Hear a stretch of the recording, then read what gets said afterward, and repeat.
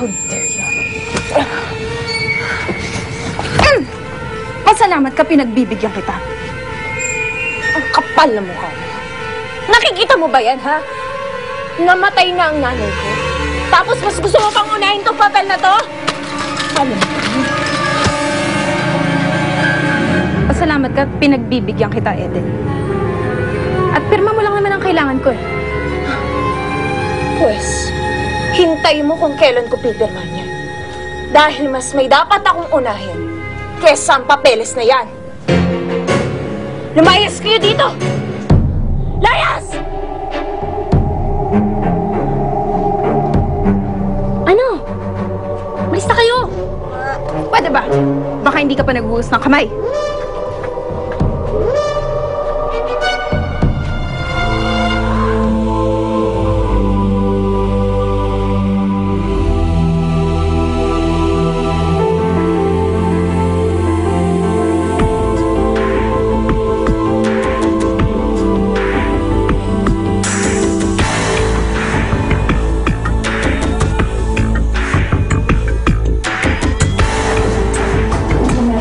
Siguro.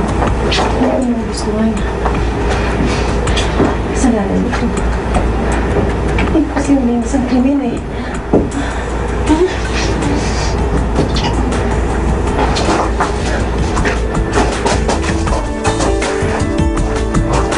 Anak mo naman siya, di ba? Besides, marami kong pera. Kaya nyo yun. Pawal na parang bula ang kaso.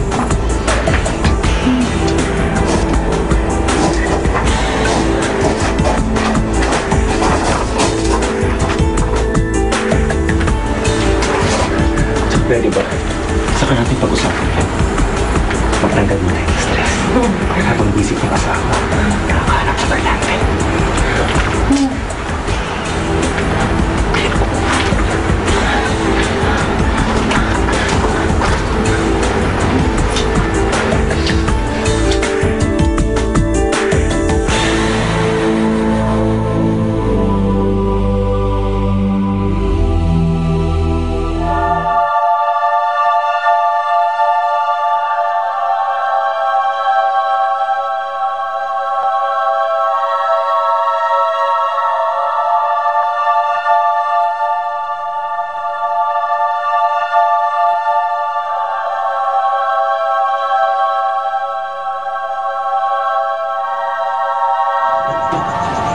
Nakikiramay kami, Eden. Hindi ko kailangan ng pagdamay mo at ng pamilya mo. Ang kapal din ang mukha mo. Ikaw ang pumatay sa nanay ko. Eden, kahit paulit-ulit mo ako pagbintangan, paulit-ulit ako magpapaliwanag. Hindi ko magagawa yun. Hindi kita kaya saktan. Wala na akong dapat paniwalaan pa sa mga sinasabi mo. Ikaw ang dahilan ng lahat ng paghihirap at pagdurusa ko. Hayop ka! Hayop ka! Hayop ka! Hayop ka!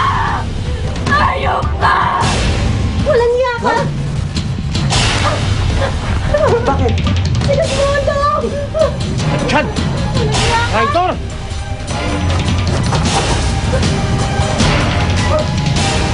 Abonin si Chad!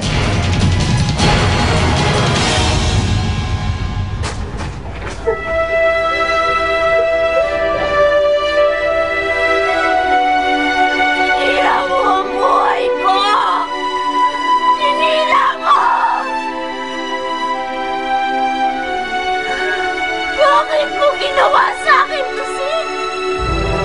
Bakit? Sinira mo buhay ka! Hindi mo lang sinira ang buhay ko, Sid. Para mo na rin akong pinatay! Minsan, hindi ko inisip gawin yun. Mahal na mahal kita. Ni minsan hindi mo ako minahal. Niloko mo lang ako. Umpisa pa lang niloko mo na ako! Aminin mo yan! Namatay na ang nanay ko. Hindi mo pwedeng hindi pagbayaran ang ginawa mo sa kanya. Ipapakulong kita! Ipapakulong kita! Ayok ka! Ayok ka! Mayas ka! Mayas ka! Mayas ka! Lakas na loob mo pumunta dito, ha? Ha? Ayok ka! Ah!